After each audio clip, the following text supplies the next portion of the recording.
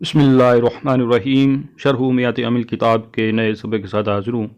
आज की इबारत है वल्लामु लिल इख्तिसासी नावु अलजुल्लु लिल फ़ारसी वलिल ज़ियादती नावु रादिफ़ लकुम ऐ रादिफ़कुम वलित तालीली नावु जितुका लि इकरामिका वलिल कसमी नावु लिल्लाहि ला युअख्खरुल अजलु वलिल मुआक़बती नावु लाज़िम अश्शर्र लिश्शकावती। अब इस इबारत की तरकीब शुरू करते हैं। तो पहला जुमला है वल्लामु लिल इख्तिसासी। तो यहाँ पर शुरू में वाव आया, नए जुमले शुरू में वाव आने वाली उसको वाव इस्तिनाफिया कहते हैं, तो ये वाव इस्तिनाफिया हो गई। उसके बाद अब आगे है अल्लामु।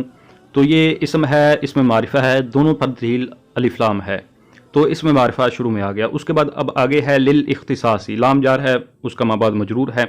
तो कायदा हमने पढ़ा था कि कलाम के शुरू में इसमें मारिफा हो और उसके बाद जार मजरूर आ जाएं, तो वहाँ पर जार मजरूर का मुताल्लक भी मौजूद ना हो, तो वहाँ पर इसमें मारिफा को मुब्तदा बनाते हैं और जार मजरूर को ज़र्फ़ मुस्तकर करके ख़बर बनाते हैं।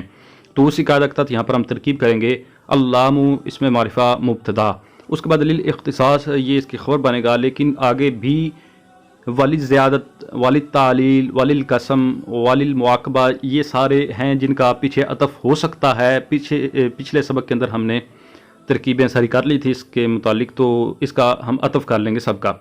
तो लिल इख्तिसास ये जार मजरूर मिलकर मातूफ़ अलैह। आगे उसके बाद है वालिल ज़ियादती, तो वाव हरफ़ अतफ़ हो जाएगा। हरफ़ अतफ़ के बाद क्या है, लिल ज़ियादत है, तो ये भी जार मजरूर है। तो गोया कि यहाँ पर इसका अतफ़ करना दुरुस्त है। क्यों? इसलिए कि अतफ़ करते वक्त मातूफ़ को देखते हैं कि जैसा मातूफ़ है वैसा ही पीछे मातूफ़ अलैह होना चाहिए। तो यहाँ पर हमने जिसको मातूफ़ अलैह बनाया है वो है लिल इख्तिसासी, तो ये भी जार मजरूर है। तो लिल ज़ियादत का इस पर अतफ़ करना बिल्कुल दुरुस्त होगा, इसलिए कि इसम का इसम पर अतफ़ हो सकता है, फ़ेल का फ़ेल पर हो सकता है और जार मजरूर का जार मजरूर पर ही होता है, तो इसलिए यहाँ पर इसका अतफ़ दुरुस्त है। तो लिल ज़ियादत जार मजरूर मिलकर मातूफ़ अव्वल, लित्तालील वाव हरफ़ अतफ़ लित्तालील जार मजरूर मिलकर मातूफ़ सानी, वाव हरफ़ अतफ़ लिल कसमी जार मजरूर मिलकर मातूफ़ सालिस, वाव हरफ़ अतफ़ लिल मुआक़बती जार मजरूर मिलकर मातूफ़ राबे। लिल इख्तिसास मातूफ़ अलैह अपने तमाम मातूफ़ात से मिलकर अब ये हो जाएगा ज़र्फ़ मुस्तकर, क्योंकि हमने पढ़ा था कि अगर मातूफ़ अलैह और जो उसके मातूफ़ अलैह और उसके जितने भी मातूफ़ात हैं वो जार मजरूर हों, तो फिर वो मातूफ़ अलैह मिलकर ज़र्फ़ लागू या ज़र्फ़ मुस्तकर हुआ करता है। तो यहाँ पर क्योंकि हमने इसको ज़र्फ़ मुस्तकर करना है, तो इसलिए मातूफ़ अलैह अपने तमाम मातूफ़ात से मिलकर ज़र्फ़ मुस्तकर हो जाएगा और मुतालिक होगा साबिततुन के। साबिततुन भी निकाल सकते हैं, साबितुन भी निकाल सकते हैं। उसकी वजह यह है कि हरूफ जो हैं, हरूफ मानी और हरूफ मबानी, उनमें तज़कीर व तानीस बराबर होती है। तो यहाँ पर लामु हरूफ में से है, लाम हरफ है, तो इस वजह से हम इसकी तरफ जो ज़मीर लुटाएंगे वो मुअन्नस की भी लुटा सकते हैं और मुज़क्कर की भी लुटा सकते हैं। तो ज़्यादातर जो है वो मुअन्नस ही लाया जाता है, तो इसलिए हम निकालते हैं यहाँ पर साबिततुन। तो साबिततुन सिगा सिफ्त है, उसमें हिया ज़मीर उसका फ़ाइल है और ख़बर के अंदर जो ज़मीर होती है वो अपनी मुब्तदा की तरफ लौटती है, तो वो लौट जाएगी मुब्तदा की तरफ। सिगा सिफ्त अपने फ़ाइल और ये मातूफ़ अलैह से मिलकर ये हो जाएगा शिबा जुमला इस्मिया होकर ख़बर, मुब्तदा ख़बर जुमला इस्मिया ख़बरिया हो जाएगा। उसके बाद ये इनकी जो सब की मिसालें हैं उनकी तरकीब करते हैं। तो उसके बाद अगला जो जुमला है वो है नावु अलजुल्लु लिल फ़ारसी। तो नावु के बारे में हमने कायदा पढ़ा है कि जहाँ पर भी नावु आएगा, अगर इसमें दो तरकीबें हो सकती हैं, लेकिन हम एक ही तरकीब कर रहे हैं जो कि मशहूर है, वो ये कि नावु को एक तो हमने मरफू पढ़ना है, उसकी वजह यह है कि इसको हमने ख़बर बनाना होता है और ख़बर मरफू होती है। दूसरा ये कि इसको हमने मरफू तो पढ़ना है, लेकिन रफ़ा जो है वो इसका सिर्फ एक पेश की शक्ल में पढ़ेंगे। उसकी वजह यह है कि नावु मुज़ाफ़ होता है, तो मुज़ाफ़ पर तनवीन नहीं आती। और उसके बाद एक और बात पड़ी थी कि नावु का मबाद अगर जुमला हो तो उसको मुरादुल लफ्ज़ कहकर मुफरद बनाते हैं। उसकी वजह ये होती है कि नावु उन अस्मा में से है जो जुमले की तरह मुज़ाफ़ नहीं होते, तो जब बज़ाहिर इसके मबाद जुमला आ जाए तो उसको मुरादुल लफ्ज़ कहेंगे तो वो मुफरद बन जाएगा। अब वो जो खराबी लाज़म आ रही थी वो नहीं आएगी। तो नावु मुज़ाफ़ अलजुल्लु लिल फ़ारसी, क्योंकि ये जुमला है इसलिए इसको कहेंगे मुरादुल लफ्ज़ मुज़ाफ़ इलैह। नावु मुज़ाफ़ अपने मुज़ाफ़ इलैह से मिलकर ये ख़बर हो जाएगी मुब्तदा माज़ूफ़ मिसालु हु की। मिसालु मुज़ाफ़ हाज़मीर उसका मुज़ाफ़ इलैह राजे बसुए लाम इख्तिसास, मुज़ाफ़ इलैह मिलकर मुब्तदा और यह ख़बर जुमला इसमिया ख़बरिया हो गया। उसके बाद अगला जुमला है नावु रादिफ़ लकुम ऐ रादिफ़कुम। तो यहाँ पर नावु के बारे में कायदा भी बता दिया। एक और कायदा यहाँ पर आ गया जो इजाफ़ी, वो ये कि पीछे इसका जिक्र तो हो चुका था कि ऐ हरफ़ तफ़सीर के बारे में कायदा ये बताया था कि ऐ हरफ़ तफ़सीर आए, उसका माक़बल भी मुफरद हो, उसका माबाद भी मुफरद हो, तो वहाँ पर उसके माक़बल को मुबदल मिन्हु बना लेते हैं और ऐ के माबाद को बदल बना लेते हैं। इसके अलावा अतफ़ बयां वाली तरकीब भी जायज़ है। تو اسی کے تحت ہم یہاں پر ترکیب کریں گے. تو ناو بن جائے گا مضاف. اب ناو کا جو مباد ہے رادف لکم، یہ جملہ ہے، اس کو ہماری مجبوری ہے کہ ہم مراد الفظ کہہ کر مفرد بنائیں کیونکہ خرابی لازم آتی ہے. تو اس کے تحت ہم نے جب اس کو کہہ دیا کہ رادف لکم مراد الفظ، تو مراد الفظ کا آت یہ مفرد ہو گیا. اب اس کے بعد ہے ای حرف تفسیر. ای حرف تفسیر کا ما قبل مفرد ہو گیا ہے. تو جب ای کا ما قبل مفرد ہو گیا ہے تو ای کے ما بعد کو بھی اسی طرح ہی اگر مفرد کر لیا جائے تو وہ قاعدہ یہاں پر جاری ہو جائے گا. تو ہم وہ کر لیتے ہیں، تو قاعدہ جاری کر لیتے ہیں. جیسے ناو مضاف، رادف لکم مراد الفظ مبدل منہ، ای حرف تفسیر رادفکم مراد الفظ بدل، مبدل منہ اپنے بدل سے مل کر ناو کا مضاف الیہ. ناو مضاف اپنے مضاف الیہ سے مل کر خبر ہو گئی مبتدا معذوف مثالہ کی. مثال مضاف حاض بن مضاف الیہ راجع بسوے لام زیادت، مضاف مضاف الیہ مل کر مبتدا اور یہ خبر جملہ اسمیہ خبریہ ہو گیا. اس کے بعد آگے یہ جو درمیان میں مثالیں ہیں ان کی تفصیلی ترکیب بعد میں کرتے ہیں، ایک بار آخر تک چل لیں. تو اس کے بعد ہے ناو جئتک لاکرامک، لام تعلیل کی جو مثال آ گئی. تو اس میں ناو کے بارے میں وہی قاعدہ، ناو مضاف جئتک لاکرامک مراد اللفظ مضاف الیہ، مضاف ناو مضاف اپنے مضاف الیہ سے مل کر خبر ہو گئی مبتدا معذوف مثالہ کی. مثال مضاف حاض بن مضاف الیہ راجع بسوے لام تعلیل، مضاف مضاف الیہ مل کر مبتدا اور یہ خبر جملہ اسمیہ خبریہ ہو گیا. اس کے بعد لام قسم کی مثال ہے ناو للہ لا یؤخر الاجل. ناو مضاف للہ لا یؤخر الاجر مراد اللفظ مضاف الیہ. ناو مضاف اپنے مضاف الیہ سے مل کر یہ خبر ہو جائے گی مبتدا معذوف مثالہ کی. مثال مضاف حاضمر اس کا مضاف الیہ راجع بسوے لام قسم، مضاف مضاف الیہ مل کر مبتدا اور یہ خبر جملہ اسمیہ خبریہ ہو گیا. اس کے بعد لام جو معاقبت کے لیے اس کی مثال ہے لازم الشر لشکاوت. تو اس میں ناو مضاف لازم الشر لشکاوتی مراد اللفظ مضاف الیہ، مضاف مضاف الیہ مل کر یہ خبر مبتدا معذوف مثالہ کی. مثال مضاف حاضمر اس کا مضاف الیہ راجع بسوے لام معاقبت، مضاف مضاف الیہ مل کر مبتدا اور یہ خبر جملہ اسمیہ خبریہ. یہ جو درمیان میں مثالیں تھیں ان کی تفصیلی ترکیب کرتے ہیں. تو الجلو للفرسی یہ پہلی مثال تھی. تو اس کے میں دیکھیں کہ یہاں پر بالکل آسان سی ترکیب ہے کہ الجلو یہ اسم ہے اور اس میں معرفہ ہے، اس پر دلیل الف لام ہے. تو شروع میں اس میں معرفہ آ گیا. اس کے بعد للفارسی تو لام جار ہے، الفارسی مجرور ہے، پہلا اسم معرفہ، دوسرا جار مجرور آگے. تو جار مجرور کا متعلق بھی لفظ موجود نہیں ہے. تو اب یہاں پر ہمارا قاعدہ جاری ہو جائے گا، اس کو مبتدا خبر بنائیں گے. تو الجلو مبتدا بن جائے گا، للفارسی جار مجرور مل کر متعلق ہو جائیں گے ظرف مستقر ہو کر ثابتن کے. ثابتن سے کا صرف تو وزمیر اس میں اس کا فاعل راجع بسوے مبتدا سے کا صرف اپنے فاعل اور اس جار مجرور سے مل کر شبہ جملہ اسمیہ ہو کر خبر، مبتدا اپنی خبر سے مل کر جملہ اسمیہ خبریہ ہو گیا. اس کے بعد یہ جو اگلی مثال ہے رادف لکم، اس کی ترکیب کرتے ہیں. تو رادفہ فعل ہے، اس میں یہ فعل ماضی کا سیگا، رادفہ ماضی کا سیگا ہے. تو ماضی کے جو سیگے ہیں اس میں دو طرح اس کی تقسیم ہوتی ہے فاعل کے حوالہ سے، کہ اس کے جو دو سیگے ہوتے ہیں، سیگے بعد مذکر غائب اور واحد مؤنث غائب، ان کا فاعل اندر بھی ہو سکتا ہے باہر بھی ہو سکتا ہے. اس کو کہتے ہیں جائز الاستہتار. اور اس کے علاوہ جو اس کے باقی کے 12 سیگے ہیں ان کا فاعل ہمیشہ اس کے ساتھ ہی ہوتا ہے، یعنی کہ وہ ضمیر بارز کی صورت میں جو ساتھ ہے وہ اس کا فاعل ہوتا ہے. تو رادفہ فعل کیونکہ پہلا سیگا ہے تو اس کا فاعل اندر باہر ہو سکتا ہے. تو یہاں پر اس کا فاعل اندر ضمیر نکالیں گے. ویسے تو قرآن کریم سے یہ مثال لی گئی ہے تو وہاں پر اس کا فاعل لفظ بعدو ہے، لیکن ظاہر کے مطابق ہم ترکیب کرتے ہیں تو رادفہ میں ہوا ضمیر اس کا فاعل ہو گیا. اس کے بعد ہے لکم، لام زائدہ ہے کیونکہ ہم زائدہ کی بیان پڑھ رہے ہیں. تو لام زائدہ ہے، کم ضمیر پھر اس کا مفعول بہ ہو جائے گا. یہ مجرور محلن یعنی محل بعید کے اعتبار سے. اس کے بعد آگے جملہ ہے رادف لکم. تو اس کی ترکیب کرتے ہیں. تو رادفہ فعل ہے، صیغہ بعد مذکر ہے، فعل ماضی مطلق معروف ثلاثی مجرد صحیح اسباب سامیہ اسماء. تو ماضی کا یہ صیغہ پہلا آ گیا، یعنی کہ صیغہ بعد مذکر غائب ہے. اور ماضی کے جو دو صیغے ہوتے ہیں صیغہ بعد مذکر غائب اور واحد مؤنث غائب، ان کا فاعل اندر بھی ہو سکتا ہے باہر بھی ہو سکتا ہے. اس کو کہتے ہیں جائز الاستہتار. اور ماضی کے جو باقی کے 12 صیغے ہیں ان کا فاعل ضمیر بارز کی صورت میں ان کے ساتھ ہی ہوتا ہے.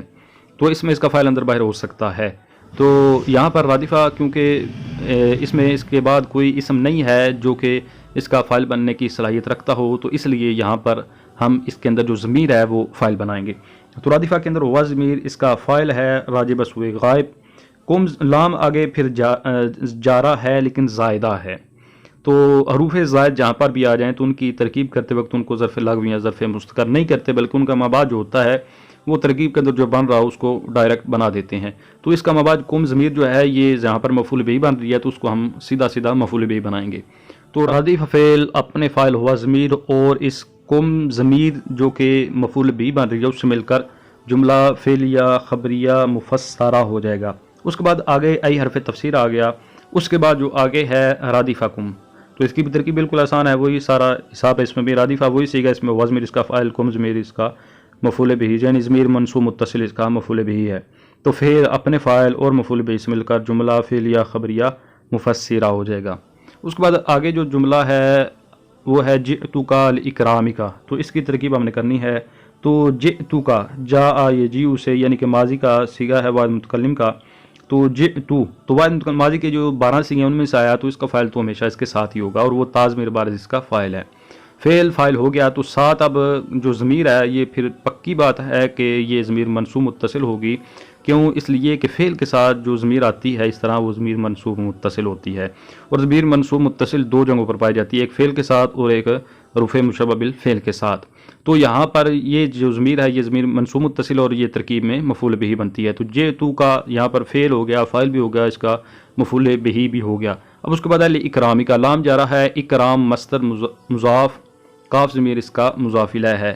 یہاں پر ترکیب میں ہم نے اس کو مضاف الیہ کس طرح بنا دیا، اس لیے بنایا کہ لام جارہ نے ہمیں بتایا کہ اس کا مبعد جو ہے یہ اسم ہے، کیونکہ حروف جارہ اسماء پر ہی داخل ہوتے ہیں، تو اکرام اس کی مدد سے ہمیں پتہ چلا اسم ہے، تو اسم پتہ چلا تو پھر ہمیں اسماء میں سے اس کے اوزان بھی پتہ ہیں کہ یہ اکرام افعال کے وزن پر ہے، اور مشہور وزن ہے یہ مصدر کا وزن ہے، باب افعال کا وزن ہے، تو پتہ چلا کہ یہ اس میں مصدر ہے۔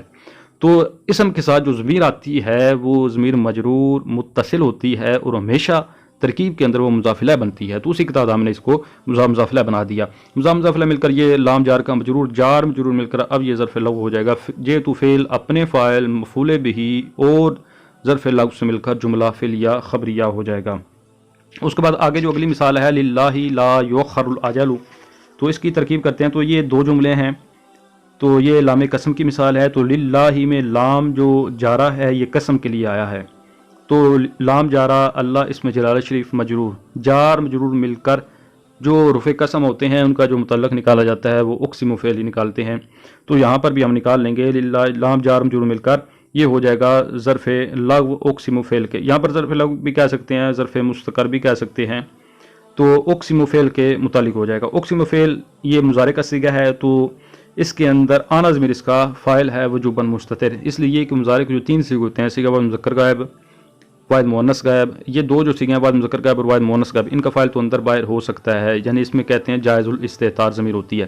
اس کے بعد جو اس کے 3 صیغے ہیں، صیغہ واحد مذکر حاضر، واحد متکلم اور جمع متکلم، ان کا فاعل ہمیشہ ان کے اندر ہوتا ہے، اس کو کہتے ہیں واجب الاستتار، اور باقی کے جو صیغے ہیں ان کا فاعل ان کے ساتھ ہوتا ہے ضمیر کی شکل میں، تو یہاں پر یہ 3 میں سے آیا تو اس کا فاعل اس کے اندر ہوگا، اقسمو میں آنا ضمیر اس کا فاعل ہے، اقسم فعل اپنے فاعل اور جار مجرور سے مل کر جملہ فعلیہ انشائی۔ اس کے بعد جو اگلا جملہ ہے لا یؤخر الاجل، تو اس میں لا یؤخر یہ صیغہ ہے واحد مذکر غائب، فعل مضارع منفی مجہول ثلاثی مزید فی ہے، اور یہ معموز الفا ہے، باب تفعیل سے ہے، تو یہ مجہول کا صیغہ ہے، مضارع مجہول کا صیغہ ہے، تو اس کے بعد جو ہوگا وہ پھر نائب فعل بنائیں گے، تو یہ صیغہ ان میں سے آیا کہ جن کا فاعل اندر بھی ہو سکتا ہے باہر بھی ہو سکتا ہے، لیکن یہاں پر اس کا جو فاعل یعنی یہاں پر اس کو ہم نائب فعل سے تعبیر کریں گے تو وہ اس کا باہر ہے، اور لا یؤخر الاجل، اجل جو ہے یہ اس کا نائب فعل ہے، تو فعل اپنے نائب فعل سے مل کر جملہ فعلیہ خبریہ ہو کر یہ جواب قسم۔ اس کے بعد اگلا جملہ ہے لازم الشر للشقاوتی، تو لازمہ یہ ماضی کا صیغہ ہے، صیغہ بعد مذکر غائب ہے، فعل ماضی ثلاثی مجرد صحیح باب سامی یسمع، تو ماضی کے یہ ان صیغوں میں سے آیا جن کا فاعل اندر بھی ہو سکتا ہے باہر بھی ہو سکتا ہے، تو اس میں اس کا فاعل اس کے اندر ہے ہوا ضمیر، ہوا ضمیر مرفوع متصل مستتر، اس کا فاعل راجب اسوء غائب۔ اس کے بعد ہے الشرہ، تو جب فعل فاعل ہو گیا تو ظاہری بات اب اس کے بعد اگر کوئی اسم آئے گا تو وہ مفعول بہ ہوگا، اور الشرہ اس کا مفعول بہ ہو گیا۔ آگے ہے للشقاوتی، لام جار ہے، لام جار کے مبعد جو ہے وہ مجرور ہے، جار مجرور مل کر یہ ظرف لغو ہو جائے گا، لازمہ فعل اپنے فاعل اور مفعول بہ اور ظرف لغو سے مل کر جملہ فعلیہ خبریہ ہو جائے گا۔ ترجمہ کرتے ہیں، تو پہلا جو جملہ ہمارا تھا وہ تھا کہ واللام للاختصاص وللزیادۃ وللتعلیل وللقسم وللمعاقبۃ، اس کا ترجمہ ہو جائے گا واللام، اور لام اختصاص کے لیے ہے اور زیادت کے لیے ہے اور تعلیل کے لیے ہے اور قسم کے لیے ہے اور معاقبت کے لیے ہے، اس کے بعد دوسرا جملہ تھا ہمارا ناو الجل للفارسی، یعنی پہلا جو ترکیب اس میں کی تھی مثال نکال کر، اس کے مطابق اس کا ترجمہ ہو جائے گا لام اختصاص کی مثال الجل للفرس کی مثل میں ہے۔ اس کے بعد الجل للفرس کی ترکیب الگ سے ہو جائے گی کہ جھول گھوڑے کے لیے ہے۔ اس کے بعد آگے جو تھا ناو رادف لکم ای رادفکم، اس کی جو پہلی ترکیب تھی مثال نکال کر، اس کا مطابق اس کا ترجمہ ہو جائے گا کہ لام زیادت کی مثال رادف لکم یعنی رادفکم کی مثل میں ہے۔ اس کے بعد رادف لکم کا ترجمہ ہے فلاں شخص تمہارا ردیف ہے یعنی تابع ہے، اس طرح رادفکم کا بھی وہی ترجمہ۔ اس کے بعد آگے جملہ تھا ناو جئتک لاکرامی کا، تو اس کی جو پہلی ترکیب تھی اس کے مطابق ترجمہ ہو جائے گا کہ لام تعلیل کی مثال جئتک لاکرامک کی مثل میں ہے۔ جئتک لاکرامک کا ترجمہ ہے کہ میں تیرے پاس آیا تیری عزت کی خاطر یا تیری عزت کرنے کی وجہ سے۔ اس کے بعد ہے کہ مثال نکال کر، یعنی پہلی جو ترکیب تھی اگلی کہ لام قسم کی مثال للہ لا یؤخر الاجل کی مثل میں ہے۔ اس کے بعد جو آگے ہے للہ لا یؤخر الاجل، تو اس میں للہ کیونکہ یہ الگ جملہ ہے تو اس کی ترکیب اس کا ترجمہ ہو جائے گا کہ اللہ کی قسم، یعنی مرادی ترجمہ یہ بنے گا لا یؤخر الاجل، موت مؤخر نہیں ہوگی یعنی موت میں تاخیر نہیں ہوگی۔ اس کے بعد آخری جو جملہ تھا، آخری جو مثال ہے اس کی جو ترکیب پہلی تھی کہ لام معاقبت کی مثال لازم الشر لشکاوت کی مثل میں ہے۔ اس کے بعد لازم الشر لشکاوت کا ترجمہ ہے کہ اس نے شر کو لازم پکڑا بدبخت ہو گیا۔ اب باقی مسائل کو مختصر طریقے سے دیکھ لیتے ہیں۔ پہلے ہم لام پر حرکت کے بارے میں بات کرتے ہیں کہ لام پر کون سی حرکت پڑی جاتی ہے۔ جس طرح پیچھے جو با گزری تو با ہمیشہ مکسور ہوتی ہے، یعنی اس پر پڑھنے کے لیے کسرہ پڑا جاتا ہے۔ ویسے تو یہ تمام حروف مبنی ہوتے ہیں، ان پر جو حرکت آتی ہے اس کو اعراب نہیں کہنا، لیکن حرکت تو اس پر آئے گی۔ تو با جو ہوتی ہے اس پر کسرہ آتا ہے، جس طرح بسم اللہ میں دیکھیں با پر کسرہ آیا۔ تو اسی طرح لام پر کون سی حرکت آئے گی؟ تو لام پر جو حرکت آتی ہے اس میں بنیادی طور پر اس کی دو قسمیں بنا لیں کہ لام اس میں ضمیر پر بھی داخل ہوتا ہے اور اس میں ظاہر پر بھی داخل ہوتا ہے۔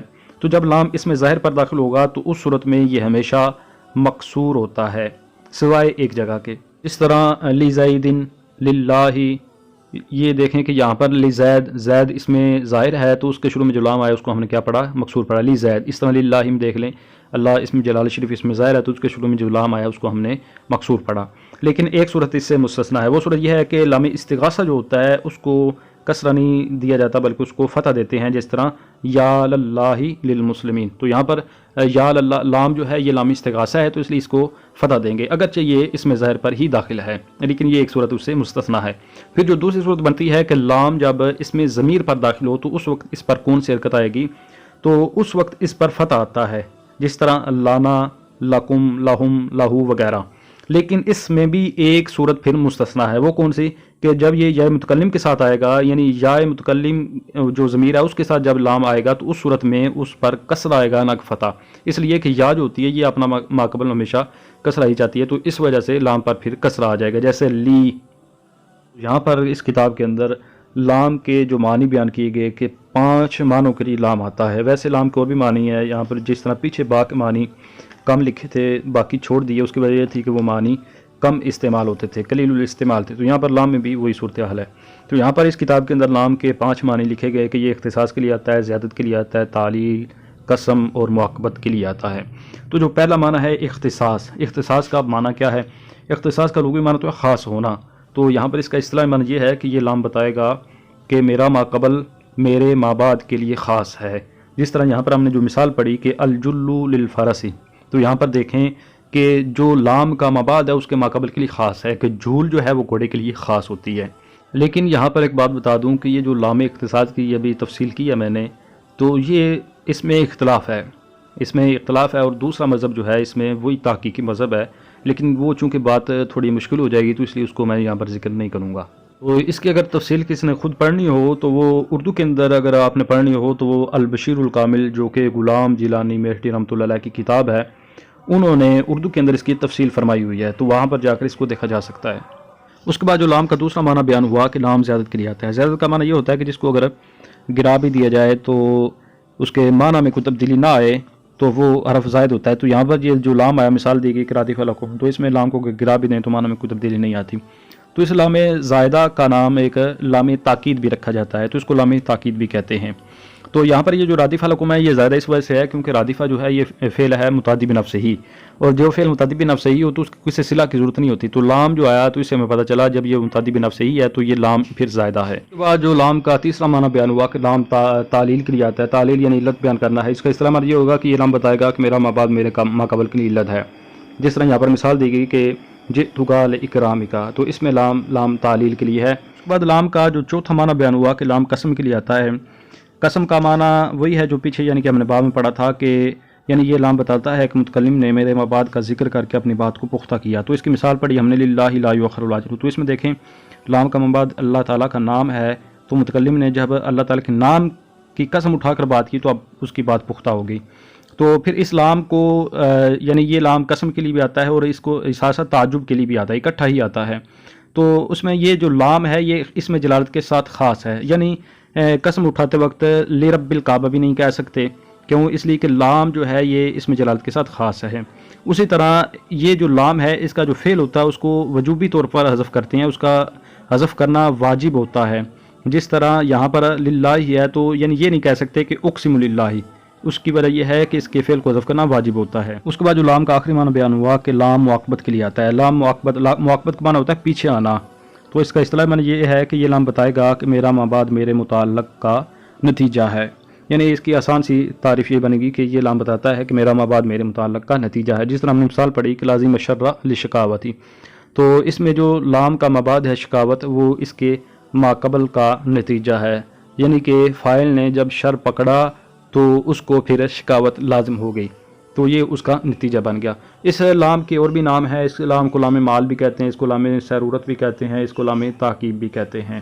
ان پانچ کے علاوہ لام کے اور بھی معنی ہیں، جیسے لام استحقاق کے لیے آتا ہے، ملک کے لیے آتا ہے، تملیک کے لیے آتا ہے، شبہ تملیک کے لیے آتا ہے، اسی طرح بمعنی الہ آتا ہے، الا کے معنی میں آتا ہے، فی کے معنی میں آتا ہے، تو اس طرح اور بھی اس کے معنی ہیں جن کو مصنف صاحب نے ذکر نہیں کیا اسی وجہ سے کہ وہ معنی جو ہیں وہ قلیل الاستعمال ہیں، تو قلت کی وجہ سے ان کے کم استعمال ہونے کی وجہ سے ان کو مصنف صاحب نے ذکر نہیں کیا۔ تو اس کے ساتھ ہی آج کے اس سبق کا اختتام ہوا، انشاءاللہ نئے سبق کے ساتھ حاضر ہوتا ہوں، تب تک کے لیے اجازت۔ السلام علیکم ورحمۃ اللہ وبرکاتہ۔